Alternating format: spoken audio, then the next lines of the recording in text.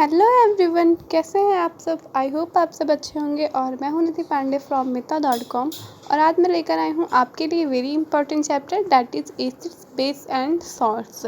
So acid base and salt से related हमने दो लेक्चर में अपने एसिड बेस के बारे में और उनके कुछ हमने इंडिकेटर्स लेकर कुछ टेस्टिंग और एक्सपेरिमेंट के बारे में पढ़ रखा है, जिसमें हमने लिटमस पेपर का फर्स्ट यूज किया था और सेकंड हमने जो अपना टर्मरिक था उसका यूज किया था सेकंड इंडिकेटर।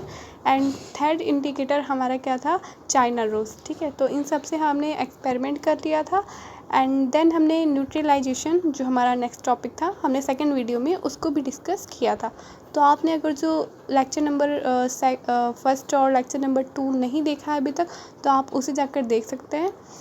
उसके बाद आप इसे कैरी ऑन कर सकते हैं। तो आज का जो हमारा टॉपिक रहेगा that is neutralization in everyday life, कि हमारी जो एवरीडे लाइफ है उसमें न्यूट्रलाइजेशन का क्या रोल प्ले हो रहा है, हम उसके बारे में देखेंगे इसमें। तो इसमें फ़र्स्ट स्टार्टिंग करते हैं हम इंडाइजेशन से। तो इंडाइजेशन के प्रोसेस में क्या होता है कि our stomach contains hydrochloric acid, कि हमारा जो स्टोमच है उसमें क्या होता है, हाइड्रोक्लोरिक एसिड पहले से ही होता है।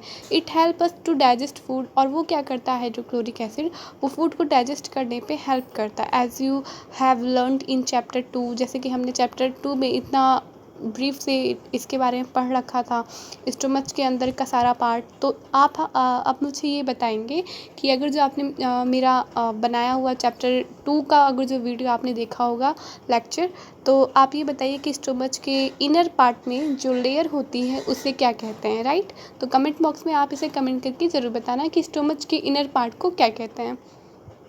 So moving ahead, but too much acid in the stomach causes indigestion. लेकिन यही एसिड अगर जो टू मच हो जाती है तो वो क्या करती है, वो खाने को इंडाइजेस्ट मीन्स नहीं पचाती, राइट। समटाइम्स क्या होता है, इंडाइजेशन इन पेनफुल, कभी कभी इंडाइजेशन पेनफुल भी होता है। To relief indigestion we take an antacid such as milk हो गया of magnesia which contains magnesium hydroxide, it neutralization the effect of excessive acid.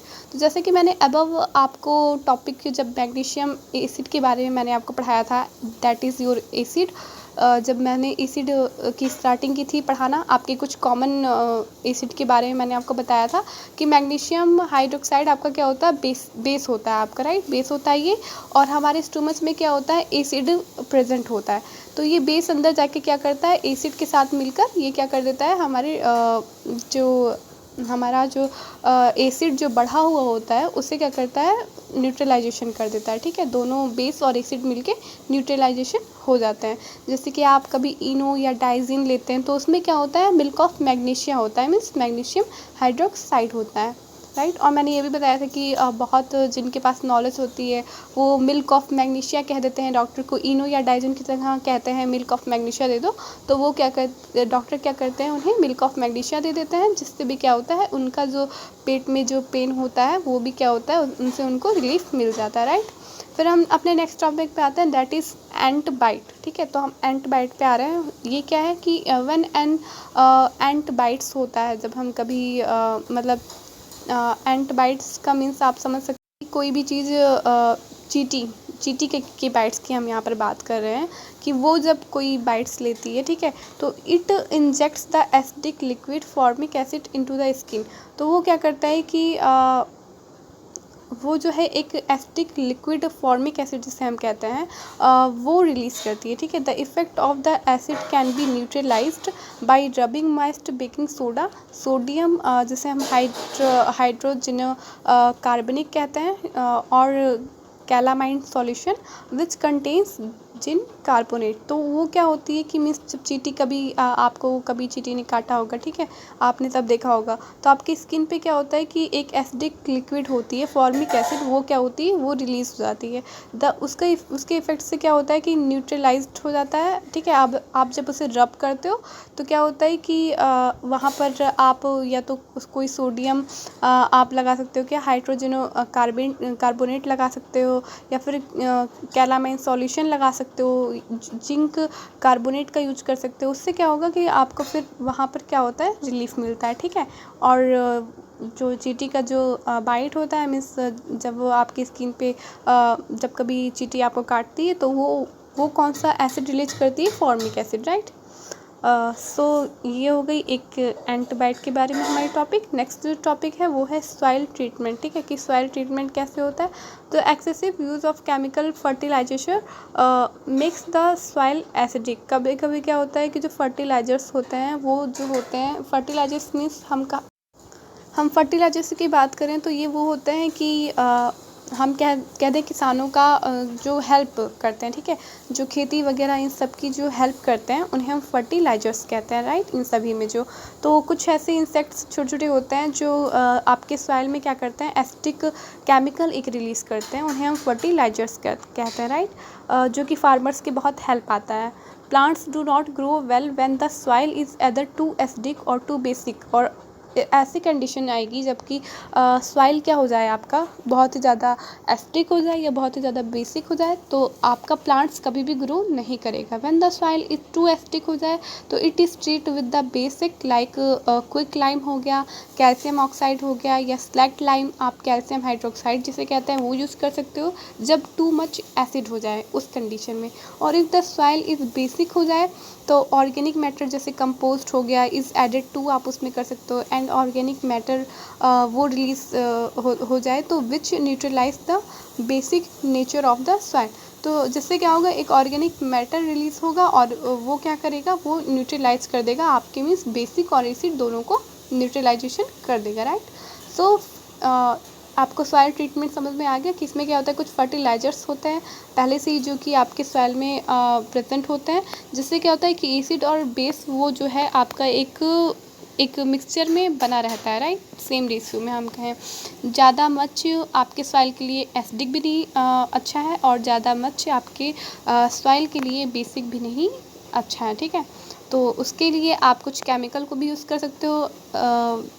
अगर जो आपका क्या फर्टिलाइजर्स जो होते हैं वो अगर जो उस वक्त उतनी यूज़फुल ना हो तभी आपके एसिडिक और बेसिक जो आपका यूनिट है सॉइल में वो तभी बढ़ेगा भी, तभी ग्रो भी करेगा।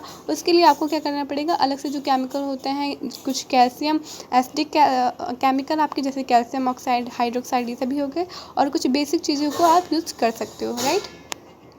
नेक्स्ट और टॉपिक है आपका फैक्ट्री वेस्टेज कि जो फैक्ट्री की जो वेस्टेज है हम उसके बारे में देखेंगे कि कुछ फैक्ट्री में वेस्ट निकल रहे हैं उनको।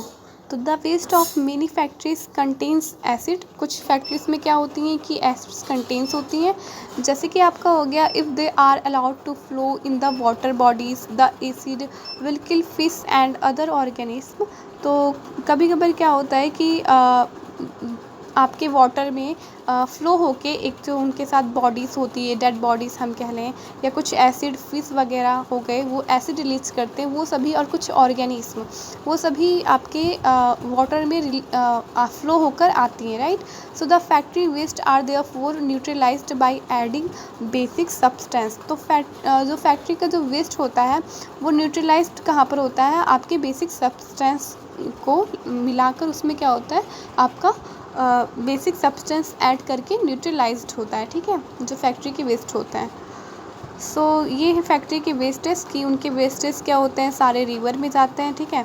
कुछ बॉडीज़ हो गई, कुछ एसिड्स हो गई, ये सभी वाटर्स में जाते हैं। एंड फैक्ट्रीज़ में क्या होता है कि एसिड्स रिलीज़ होता है, तो उसके लिए क्या होता है कि जो आपका फैक्ट्री वेस्ट में आप बेसिक सब्सटेंस को यूज़ करके उसको न्यूट्रलाइज्ड कर सकते हो, राइट।